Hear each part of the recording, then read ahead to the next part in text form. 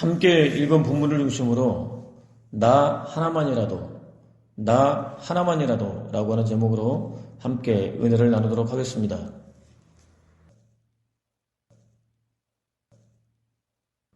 그는 영국에서 신학을 마치고 갓 돌아왔습니다. 평소 많이 교제하고 서로 아끼고 서로 존경하던 목사를 방문했습니다. 동역자로 함께 일하자는 요청을 받았습니다. 단호하게 거절했습니다. 좋은 목회 환경이 주어졌지만 단호하게 거절했습니다. 저는 영국으로 공부하러 가기 전에 서울에서 신학교를 다녔습니다. 한 번은 10에서 20여 가구들이 함께 모여 마을을 이루고 사는 강원도 산골짜기에서 전도하게 되었습니다. 교회에도 목회자도 없었습니다. 그들에게는 과연 누가 목회자가 될 것인가를 생각하게 되었습니다. 고민했습니다. 오랫동안 뇌리에서 떠나지 않았습니다. 저는 평생 이런 사람들을 위해서 헌신해야 되겠다는 결심을 하게 되었습니다. 이제 신학 공부를 마친 저는 하나님과의 약속을 지키기 위해서 강원도로 떠나겠습니다. 라고 설명했습니다. 안정된, 누구나 바라는 그런 목회 환경이 주어졌지만 그런 것을 마다하고 강원도로 떠났습니다. 강원도는 구령의 열정이 불타는 그를 통해서 예수 그리스도의 복음으로 꼽히기 시작했습니다. 예수 그리스도의 복음으로 물들기 시작했습니다. 예루살렘은 바벨론의 침공을 받았습니다. 멸망 직전의 위기 상황에 놓였습니다. 예루살렘의 모든 거리를 두루 돌아다니며 둘러보고 찾아보아라. 예루살렘의 모든 광장을 샅샅이 뒤져보아라. 너희가 그곳에서 정의를 행하며 진리를 구하는 사람을 하나라도 찾는다면 내가 이 도성을 용서하겠다라는 여호와의 약속이 주어졌습니다. 정의를 행하며 진리를 구하는 사람 한 명만 찾을 수 있다면 부패한 성 예루살렘을 절체절명의 위기로부터 건져주시겠다고 약속하셨습니다. 선지자는 환호성을 질렀습니다. 나라와 민족을 누구보다 사랑하는 선지자는 환호성을 질렀습니다. 구원의 여망이 보인다고 생각했기 때문입니다. 그도 그럴 것이 예루살렘은 여호와의 도성이었습니다. 여호와를 예비하는 거룩한 성전이 세워져 있었습니다. 정의를 행하며 진리를 구하는 사람을 얼마든지 찾을 수 있다고 확신했습니다. 당장 거리로 뛰쳐나갔습니다. 가벼웠을 것입니다. 기대가 됐을 것입니다. 설레는 마음이었을지도 모릅니다. 한 사람만 찾으면 절체절명의 위기로부터 벗어날 수 있다고 확신했기 때문입니다. 찾고 또 찾았습니다. 그렇지만 없었습니다. 도성에 살고 있는 모든 사람들이 하나님의 사람이라고 자부하고 있었는데 그들 가운데 정의를 행하며 진리를 구하는 사람은 단 한 명도 없었던 것입니다. 결국 예루살렘은 처참하게 무너졌습니다. 불탔습니다. 무수히 많은 백성들이 죽임을 당했습니다. 살아남은 백성들은 낯선 이방인의 땅에 포로로 끌려갔습니다. 이렇게 여호와께서 찾는 한 사람의 유무, 곧 있고 없음에 따라 삶과 죽음, 생사가 결정됩니다. 한 사람이 얼마나 중요한지 모릅니다. 그는 시인입니다. 동시에 목사입니다. 다음과 같이 노래했습니다. 나 하나 꽃피어 풀밭이 달라지겠느냐고 말하지 말아라. 내가 꽃피고 나도 꽃피면 결국 풀밭이 온통 꽃밭이 되는 것이 아니겠느냐. 나 하나 물들어 산이 달라지겠느냐고도 말하지 말아라. 내가 물들고 너도 물들면 결국 온 산이 활활 타오르는 것 아니겠느냐. 혼자서 꽃밭이 될 수는 없습니다. 혼자 산을 물들일 수도 없습니다. 함께 모이면 상황은 완전히 달라집니다. 꽃밭이 됩니다. 산이 물듭니다. 그렇기 때문에 나 하나쯤이야 라고 생각하지 말아야 합니다. 나 하나만이라도 라고 생각해야 합니다. 나 하나만이라도 꽃이 되어야 합니다. 나 하나만이라도 아름답게 물들어야 합니다. 나 한 사람이 꽃이 되기로 결단하고 나 한 사람이 아름답게 물들기로 결단하고 또 다른 한 사람이 꽃이 되기로 결단하고 아름답게 물들기로 결단한다고 한다면 세상은 꽃밭이 되고 아름답게 물들 수 있기 때문입니다. 세상이 어둡다면 내가 예수 그리스도의 빛을 비추지 못하고 있기 때문입니다. 세상이 부패했다면 내가 소금의 역할을 하지 못하고 있기 때문입니다.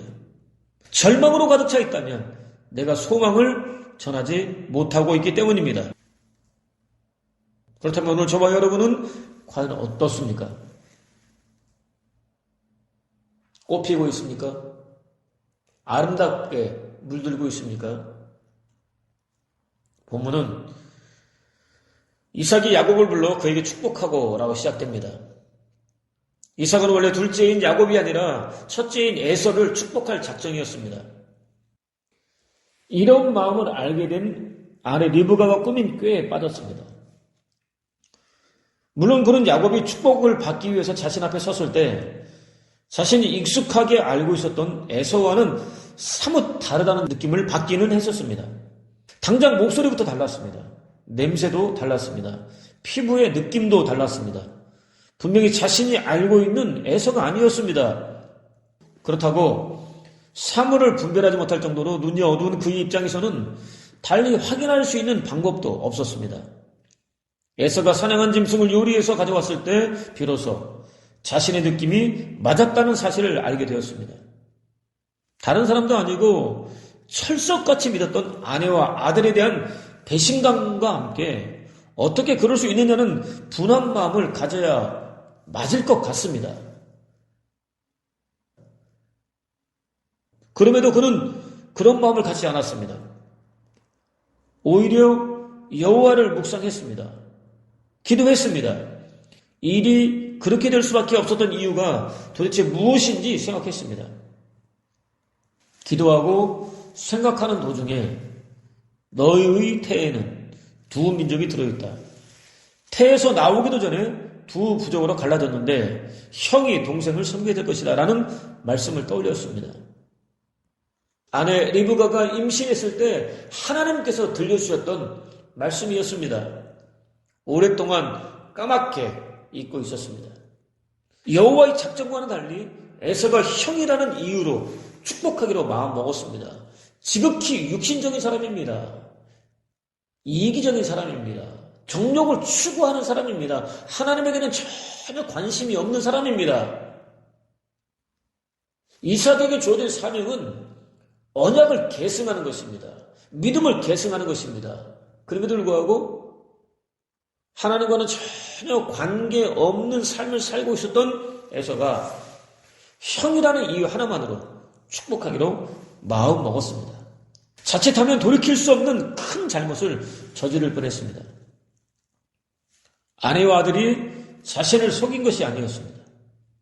여호와께서 자신이 엄청난 잘못을 저지르지 않도록 눈을 완벽하게 가려주신 것이었습니다.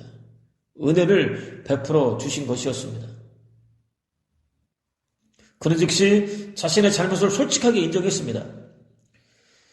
이제까지 가지고 있었던 생각을 완전히 버렸습니다. 여호와의 뜻에 집중했습니다.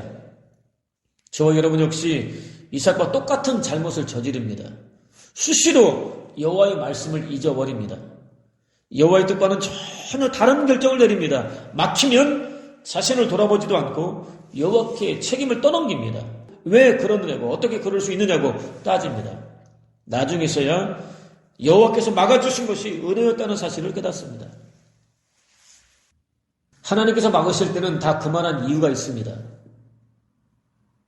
하나님께서 열어주실 때에도 마찬가지입니다. 그만한 이유가 있습니다.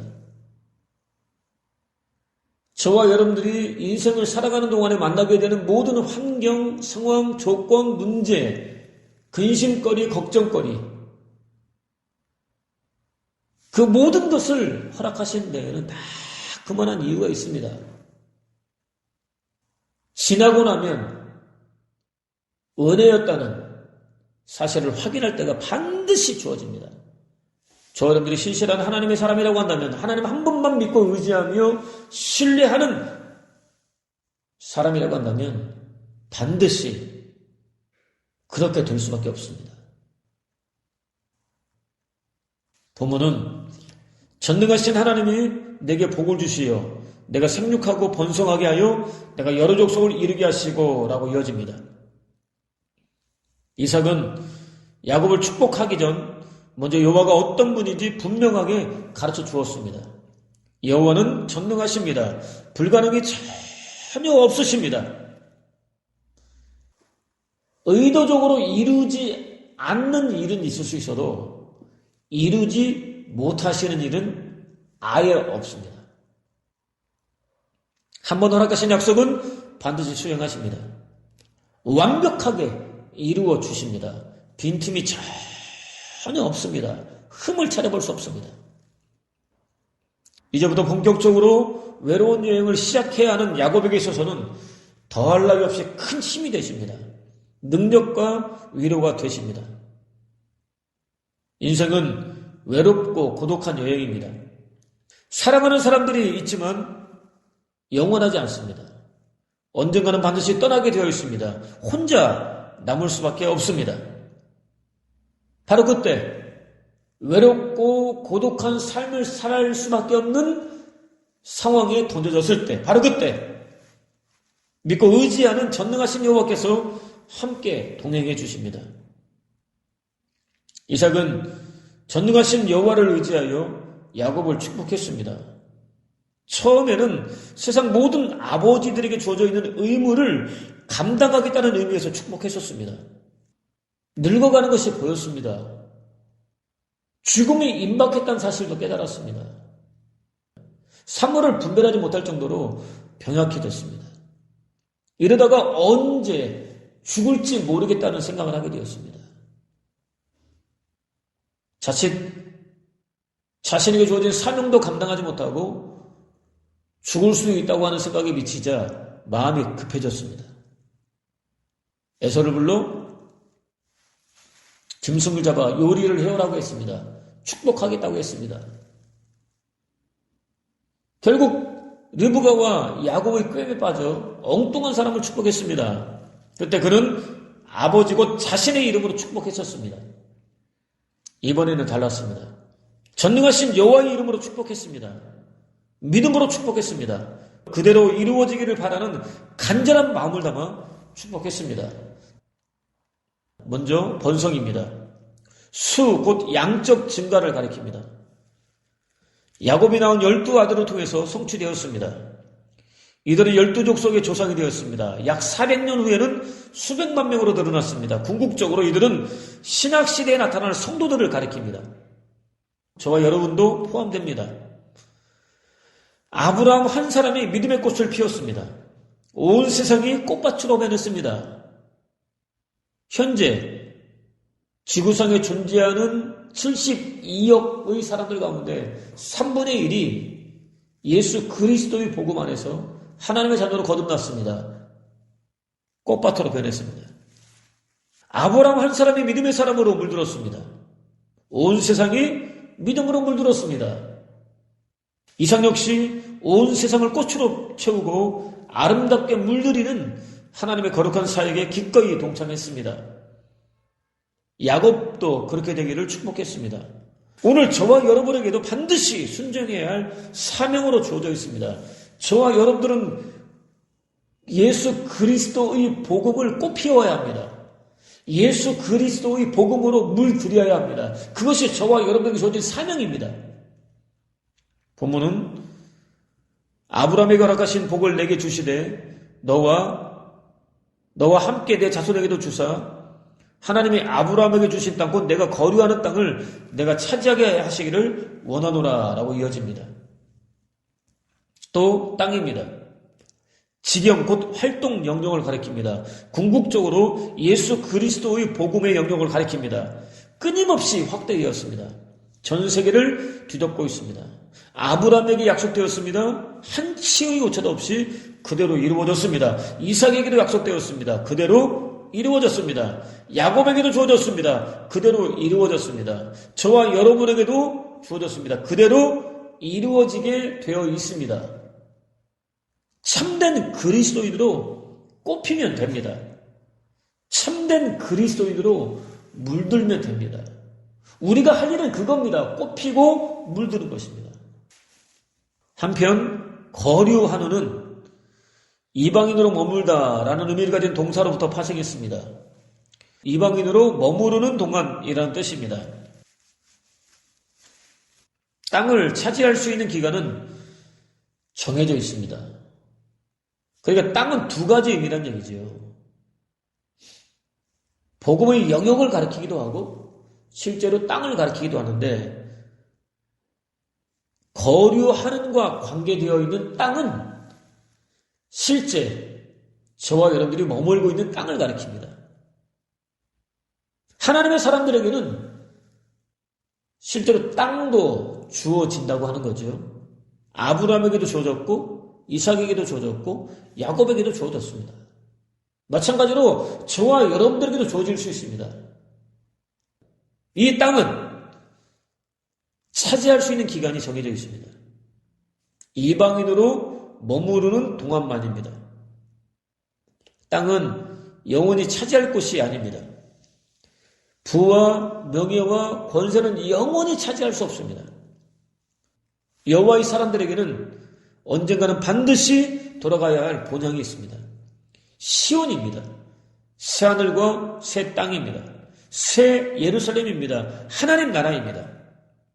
여호와께서 당신의 거룩한 뜻, 거룩한 섭리, 불가능이 전혀 없는 능력, 또 저와 여러분의 지식이나 지혜나 상상으로는 결코 헤아릴 수 없는 놀라운 사랑으로 통치하십니다. 더 이상 걱정도, 근심도, 아픔도, 슬픔도, 눈물도 없습니다. 참된 기쁨과 즐거움과 만족과 평안과 안식과 쉼으로 충만합니다. 더할 나위 없이 기름집니다. 더할 나위 없이 윤택합니다. 더할 나위 없이 풍성합니다.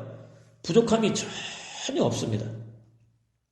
육신의 정욕과 안목의 정욕과 이 세상 자랑 따위가 대신할 수 없습니다. 흉내조차 낼 수 없습니다. 땅에 대한 욕심, 정욕, 미련을 가지지 말아야 합니다. 아니, 단 한 번만이라도 하나님 나라를 맛볼 수 있다면 가져야 할 이유가 없습니다. 가질 이유를 찾을 수 없습니다.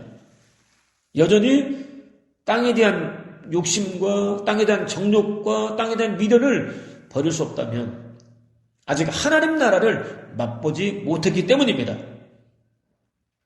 이삭은 야곱에게 이런 은혜, 하나님 나라를 경험하는 은혜가 임하기를 축복했습니다. 물론 야곱의 삶은 욕심으로 점철되었습니다. 끊임없이 추구했습니다. 그 과정에서 거짓말했습니다. 사기까지 쳤습니다. 마침내 자신이 원하는 대로 거부가 되었습니다. 고향으로 돌아가는 길에서 군사를 이끌고 자신을 향해서 달려오는 형을 만났습니다. 평생 추구하며 모은 재물이 아무것도 아니라는 사실을 깨달았습니다. 부와 명예와 권세가 그 형으로부터 자신을 구해주지 못했습니다. 여호와께 매달렸습니다. 환도뼈가 부러졌습니다. 그때 비로소 무너졌습니다. 이스라엘로 거듭났습니다. 여호와께서 사기꾼 야곱을 당신 뜻에 삶을 온전히 맡길 수밖에 없는 이스라엘로 거듭나게 하셨습니다. 믿음을 전승하는 이스라엘의 3대 족속 가운데 한 사람으로 거듭나게 하셨습니다. 거룩한 꽃으로 피어나게 하셨습니다. 아름답게 물들이셨습니다. 할 수 있다면 여호와께서 손보기로 작정하시기 전에 돌아서야 합니다. 경험하기 전에는 어디까지, 얼마나, 어떻게 손보실지 전혀 알 수 없기 때문입니다. 예상할 수 없기 때문입니다. 일단 시작이 되고 나면 눈물, 콧물 다 흘리기까지 확실하게 손보시기 때문입니다. 됐다 싶을 때까지 중단하지 않으시기 때문입니다. 시작되기 전에 하나님의 손보시기 전에 돌아서야 합니다. 부모는 또 당부하여 이르되 너는 가나안 사람의 딸들 중에서 아내를 맞이하지 말고 일어나 밧단 아람으로 가서 내 외조부 부두엘의 집에 이르러 거기서 내 외삼촌 라반의 딸 중에서 아내를 맞이하라 라고 이어집니다. 말고는 절대적인 금지를 가리킵니다. 또 일어나와 가서는 단순한 부탁이 아닙니다. 강력한 명령입니다. 세 단어가 연속해서 이어지고 있습니다. 절대로 가나안 여인과는 결혼하지 말아라. 지금 일어나라. 지금 가라. 라고 하는 단어가 연속해서 이어지고 있습니다. 이삭이 얼마나 단호하게 말했는지 확인할 수 있습니다. 그렇기 때문에 이삭의 말은 눈에 흙이 들어가도 이방인과 결혼하는 것만큼은 절대로 허락할 수 없다. 조금도 머뭇거리지 말고 지금 당장 삼촌 집으로 가서 삼촌 딸들 가운데 한 명과 결혼하라 라고 의역할 수 있습니다. 에서는 40세에 우상숭배로 오염된 가나안 여인들을 아내로 맞았습니다. 아브라함 때부터 간직해온 영적 순결을 버렸습니다. 언약 가계의 전통을 깨뜨렸습니다. 그렇게 맞은 여인들은 우상숭배와 몸의 습관으로 굳어 있었던 더러운 생활 방식을 버리지 못했습니다. 이삭과 리브가에게는 충격이었습니다. 영적으로 너무나 괴로웠습니다. 견디기 힘들었습니다. 어떤 기쁨도 얻을 수 없었습니다. 며느리를 얻었는데 기쁘기는커녕 괴롭기만 했습니다. 그렇다고 없었던 일로 되돌릴 수도 없었습니다. 그때 리브가가 야곱을 처가로 보내서 친족 가운데 한 명과 결혼하게 하자고 제안했습니다. 이삭은 비로소 아버지 아브라함이 자신의 결혼을 앞두고 지나치다 싶을 정도로 노심초사했던 이유가 무엇이었는지 깨달았습니다. 이방 여인과의 결혼으로 말미암아 발생할 수 있는 여러 가지 안타까운 상황들도 생각했습니다. 거기다가 장자의 명분을 빼앗긴 에서는 야곱을 죽이고야 말겠다며 벼르고 있었습니다. 자신이 죽을 날만 기다리고 있었습니다. 알면서도 형이 동생을 죽이기에 내버려둘 수는 없었습니다. 결단했습니다. 결혼은 반드시 친족 가운데 한 명과 해야 한다는 명령과 함께 야곱을 처가가 있는 밧단 아람으로 떠나보냈습니다. 이런 이야기를 하면 꼭 믿는 사람과만 결혼해야 되나요? 결혼 전에는 믿지 않다가도 결혼 후에는 누구보다 잘 믿는 사람도 얼마든지 있잖아요. 너무 구시대적인 발상에서 비롯된 설교를 하고 있다고 생각하지는 않나요? 라고 반문하는 분들이 있습니다. 믿지 않는 사람 마음을 바꿀 자신이 있다면 얼마든지 그렇게 해보십시오. 말릴 수 없습니다.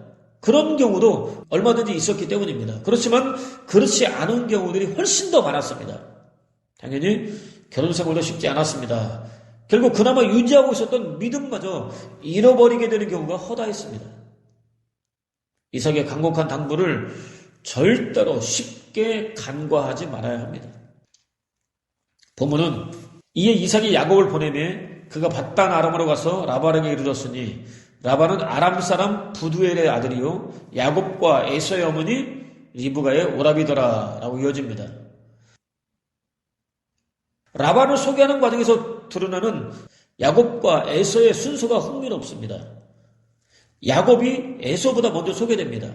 구속사에서는 육적인 출생 순서가 아니라 영적인 우선순위가 훨씬 중요하기 때문입니다. 사실 믿음의 반열에서 떠난 사람은 존재하는 의미가 없기 때문입니다. 살아있으나 죽은 것이나 마찬가지입니다. 하나님 나라에 그들을 위해서 예비된 자리는 없습니다. 아무리 많은 부와 명예와 권세를 누리고 있다 할지라도 마찬가지입니다. 본문은 에서가 본즉 이삭이 야곱에게 축복하고 그를 밧단 아람으로 보내어 거기서 아내를 맞이하게 하였고 또 그에게 축복하고 명하기를 너는 가나안 사람의 딸들 중에서 아내를 맞이하지 말라 하였고 또 야곱의 부모의 명을 따라 밧단 아람으로 갔으며 라고 이어집니다. 본즉은 주목하다 조사하다 등의 뜻입니다. 철두철미한 조사와 관찰, 행동 등을 묘사할 때 주로 사용되는 단어입니다. 갈망한다는 의미도 포함되어 있습니다. 에서가 아버지 이삭의 마음을 얼마나 간절하게 사모했었는지 확인할 수 있습니다. 그는 이삭과 야곱이 관계를 유지하는 비결을 구체적으로 조사했습니다. 관찰했습니다. 그들의 행동 하나하나를 면밀하게 살펴보았습니다. 사실 아버지는 평소 야곱보다 사냥에 능한 자신을 아꼈습니다. 가까이 두었습니다. 야곱이 축복을 가로챈 다음부터는 달라졌습니다. 야곱은 분명 아버지를 속였습니다. 야단 맞을 짓을 저질렀습니다. 그럼에도 불구하고 아버지는 그를 야단치지 않으셨습니다. 오히려 그때부터 감싸기 시작했습니다. 삼촌이 사는 밧다나람으로 보냈습니다. 거기서 아내를 맞으라고 명령했습니다. 야곱은 아버지의 명령에 그대로 순종했습니다. 이해하기 어려웠습니다. 둘 사이에 자신이 알 수 없는 무엇인가가 있기는 한 것 같은데 도무지 알 수가 없었습니다. 사실 그는 여호와의 언약이 선택적으로 주어진 가정의 장자로 태어나고 자랐습니다. 당연히 여호와의 언약이 얼마나 소중한지에 대해서 귀에 못이 박히도록 배우고 또 배웠습니다. 그럼에도 불구하고 그는 영적 유산과 전통에 대해서는 관심이 전혀 없었습니다. 여호와에 대해서는 여호와께서 허락하신 약속, 언약에 대해서는 무지했습니다. 무관했습니다. 무시했습니다. 전혀 관계없는 삶을 살았습니다. 믿음의 사람으로 꼽히지 않았습니다. 믿음의 사람으로 물들지도 않았습니다. 그것이 문제가 될 수 있다고는 단 한 번도 생각해보지 않았습니다. 그 정도로 무지했습니다. 이방인과 별반 다르지 않았습니다. 다만 자신이 비집고 들어갈 틈이 조금도 보이지 않는 더할 나위 없이 좋아 보이는 아버지와 야곱이 맺고 있었던 관계만 부러웠습니다. 자신도 아버지와 그런 관계를 맺을 수 있다면 정말 좋겠다고 생각했습니다. 집요할 정도로 간절하게 사모했습니다. 충분히 가질 수 있었던 하늘을 버리고 가질 수 없는 땅 때문에 노심초사했습니다. 세상에 이렇게 안타까운 일이 또 어디 있을까요? 과연 에서에게만 해당되는 것일까요? 저와 여러분들에게는 해당되지 않는 일일까요? 본문은 에서가 또 본즉 가나안 사람의 딸들이 그의 아버지 이삭을 기쁘게 하지 못하는지라라고 이어집니다. 또 본즉을 직역하면 그리고 그가 더 깊이 통찰하여 보았을 때입니다. 이때 처음으로 살펴보게 되었다는 의미가 암시되어 있습니다. 이때 처음으로 자신의 아내들을 살펴보았습니다. 자신이 생각하기에도 대단히 악했습니다. 아버지와 어머니에게 기쁨은커녕 근심거리가 되었습니다. 비로소 자신이 큰 잘못을 저지르고 있었다는 사실을 깨달았습니다. 본문은 이에 에서가 이스마엘에게 가서 그 본초들 외에 아브라함의 아들 이스마엘의 딸이요 느바요의 누이인 마할랏을 아내로 맞이하였더라 라고 마무리됩니다. 거룩하게 꼽히지도 못했고 거룩하게 물들지도 못했던 에서가 하는 짓 좀 보십시오. 그는 자신이 부모 눈밖에 나고 장자의 축복을 받지 못한 이유를 이방인 아내들로부터 찾았습니다. 아내를 바꾸면 된다고 생각했습니다. 이해하기 어려운 발상이었습니다. 아버지 이삭과 배다른 형제인 이스마엘의 딸을 세 번째 아내로 맞았습니다. 이스마엘이 아브라함의 후손이기는 하지만 언약으로부터 떨어져 나간 족속이었다는 사실을 간과했습니다. 아니, 알 턱이 없었습니다. 믿음의 꽃을 피우지 못한 사람은 믿음으로 물들지 않은 사람들은 이럴 수밖에 없습니다. 티쿤 올람이라는 말이 있습니다. 이 세상을 의미하는 티쿤과 고친다는 뜻의 올람의 합성어입니다. 나의 작은 실천이 세상을 고친다라고 기억할 수 있습니다.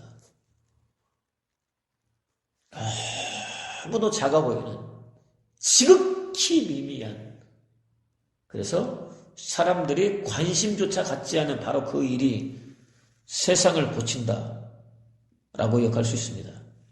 유대인들은 여호와가 세상을 창조하고 세상 속에 사람을 보냈다면 사람을 세상을 더 좋은 곳으로 만들어야 한다. 여호와를 도와서 창조 역사를 완성해야 한다. 이것이 바로 여호와의 뜻이자 사람의 의무이다라고 생각합니다. 예수 그리스도께서는 나는 세상의 빛이다. 누구든지 나를 따르는 사람은 어두움 속에 다니지 않고 생명의 빛을 얻을 것이다 라고 말씀하셨습니다. 세상에 두려울 정도로 깊고 짙은 어둠이 드리워져 있는 이유는 하나입니다. 다른 누구도 아닌 바로 내가 빛을 비추지 못하고 있기 때문입니다. 세상이 꽃밭이 아닌 이유 역시 하나입니다. 다른 누구도 아닌 내가 꽃피지 않았기 때문입니다. 세상이 아름답게 물들지 않은 이유도 마찬가지입니다. 다른 누구도 아닌 내가 아름답게 물들지 않았기 때문입니다. 세상의 변화는 다른 누구도 아닌 나로부터 시작됩니다. 나 하나만이라도 라고 생각하는 사람을 통해서 그렇게 생각하는 사람들로부터 시작됩니다. 내가 먼저 꽃필 수 있는 은혜를 구하십시오. 내가 먼저 아름답게 물들 수 있는 은혜를 구하십시오. 내가 먼저 빛과 소금 역할을 감당할 수 있는 은혜를 구하십시오. 아브라함이 했던 일입니다. 이삭이 했던 일입니다. 야곱이 했던 일입니다. 저와 여러분에게 주어진 일입니다. 정말로 간절한 마음으로 그렇게 될 수 있는 은혜를 구하십시오. 그것을 통해서 자자손손 이어지는 후손에게 무엇보다 소중한 믿음을 계승하는 복된 삶. 코로나19 같은 절대 절망 속에서 몸부림치는 영혼들에게 구원의 빛 되시는 예수 그리스도를 전하는 복된 삶. 무엇보다 나 하나만이라도 세상을 아름답게 꽃피우고 물들이는 복된 삶을 사는 저와 여러분 되시기를 주님의 이름으로 축원을 드립니다.